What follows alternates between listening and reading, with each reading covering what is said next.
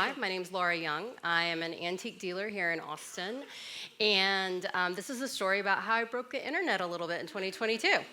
So, in August 2018, I was shopping at the Goodwill on Far West Boulevard, and I found a marble portrait bust of a man for $34.99. Price was right, could not buy him fast enough. The wheels are immediately turning in my head, because this thing looks ancient Roman, he looks like busts that I've seen in museums before, and I'm imagining a big payout with a major auction house, like, let's sell this thing. So, I email auction houses to sell this thing. And a few weeks pass, and I get a phone call from the head of antiquities at Sotheby's auction house in London, calling on a Saturday to tell me the good news.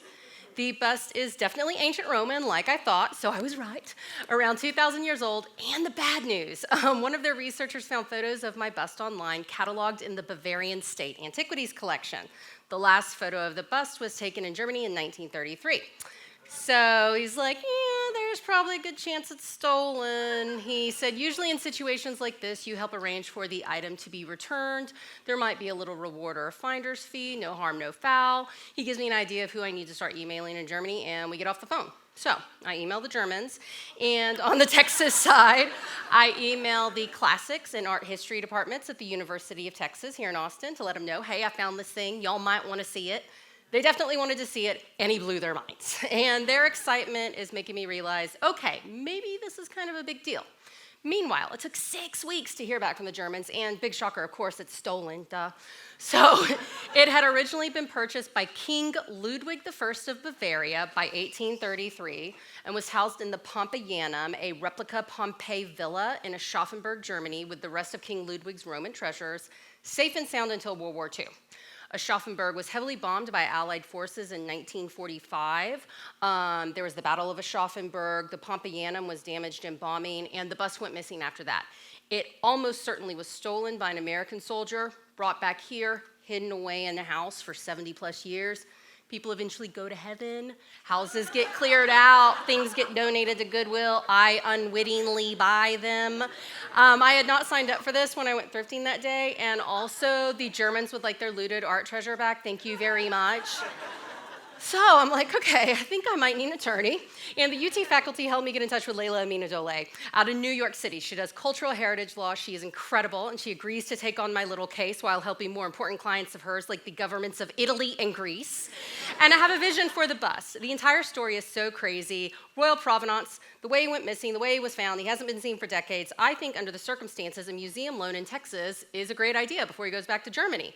I want to get some eyes on this guy. I want him to get some love and attention. My attorney thinks it's a great idea, and so does the San Antonio Museum of Art. They would love to have the museum loan. We just have to convince the victims of a war crime, the Bavarian state and German federal governments that this is a great idea. That convincing took a little time, and then COVID happened. So I went from initially thinking I was going to sell this thing to babysitting it for nearly 4 years. And in that time period, I'm on a social media blackout per my attorney. I can't talk about it, which I like to talk, so that sucked. We're hiding it from electricians and plumbers. Our neighbors don't know about it. Very few people know it's in the house. And we're just living day to day with this secret ancient Roman bust in the living room that was owned by the King of Bavaria. It was very weird, but also kind of boring and mundane towards the end. I don't know, COVID was a weird time for everyone. So we finally have an agreement in place with the Germans by January 2022. San Antonio is going to pick the bust up in early April and start displaying him in May. So San Antonio is due to come get him, and I realized that I actually don't have any photos of me with the bust, so I run, because of the social media blackout, so I run a comb through my hair, take some selfies, San Antonio gets him, I have a cry because my baby's finally leaving home, and then we wait. Early May, San Antonio issues a press release formally introducing the bust to the world. I do a little interview with Art Newspaper Magazine and with KUT here in town. With KUT, I'm like, hey, I have this selfie with the bust if you want it for this story. And they're like, yes, please. All I could say is thank God I did my hair and makeup, because the photo is all over the internet for all eternity, but I digress. So I went into this very naively. I did not think that this was going to blow up and become an international viral news story overnight, which is what happened. I went from waking up every day at 10 a.m. and shopping by myself, which is the greatest job in the world, to waking up at 7 a.m. and doing interviews with journalists from around the world. I was interviewed by all the major news outlets in the United States, New York Times, Washington Post, CNN. It was a top news story on BBC.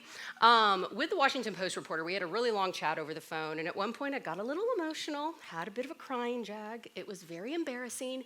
He was sweet about it. I chalked it up to stress. Gee, I wonder why. A day or two after that, I get a text from one of my high school friends, and she's like, hey, my dad saw you on the Today Show with the bust. I'm like, Today Show? What are you talking about? I wake up at 10 a.m.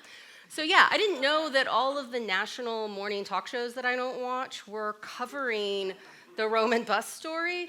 So I went on Hulu, I found the Today Show clip, I see the selfie I took with the bust on our TV, and immediately have my first ever panic attack where it feels like I'm having a heart attack and dying because I did not plan on being on TV for this thing. So once I realized I was not dying, I was able to calm down enough to give an interview with Australian Public Radio like 40 minutes later, and then make a phone call to get anxiety meds from my doctor immediately. So Monday, I'm in the exam room, I'm waiting for the doctor to come in, and I get a text from one of my other friends. She has a subscription to the Austin American-Statesman. Hey, have you seen this? So she sends me a photo, and yeah, the selfie with the bust, we are the answer to the Roe v. Wade question on the front of the Sunday Austin American-Statesman. Oh my God, I did not see that, thank you. Also, please keep it for me, thanks. So the doctor comes in like literally less than a minute later, I'm not exaggerating. He's like, what's going on? How can I help you? I show him the picture of me on the front of the newspaper. I'm like, I'm gonna need you to help me with this. And he's like, oh.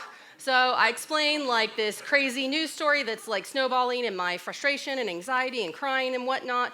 He hadn't actually heard about it yet, and I got a little indignant. I was like, that was a top BBC news story, my guy, like what? But he was more than willing to give me the meds that I needed, and I wrote out the rest of the crazy viral news tidal wave. I stopped fighting it and just kind of let it go. I went to having panic attacks seeing myself on TV to kind of enjoying seeing myself on TV, not gonna lie. I did a long interview with CBS Mornings at the museum for their morning show. That was really cool. And yeah, I ended up talking to dozens of journalists from around the world for about a month. It was the craziest, most chaotic, emotionally charged month of my life. I highly do not recommend going viral. It was stressful and anticlimactic and sad on the back end. But it was really great to finally get to talk about this thing that I kept a secret for so long. It was great to talk about my attorney and the San Antonio Museum of Art and give them kudos. They do incredible work and they deserve all the flowers. There was a second round of news when he went back to Germany, but it wasn't nearly as chaotic, thank God. I wanted to get eyes on my guy. I wanted him to get love and attention. I did not think it was going to be love and attention from around the world, but I'm glad because he's perfect and I love him so much and he deserves it. On the back end, recently I heard an interview with the director of the San Antonio Museum of Art, and they did a rough guesstimate that the museum got $90 million in PR off the viral news story. That's how big it got, which is absolutely insane. I never thought that a fun little idea that I had could generate so much buzz about thrifting and antiques, cultural heritage law, and art looting, and the loan process, and everything else. But yeah, I did that. I made that happen. And that is how I broke the internet a little bit in 2022. Thank you.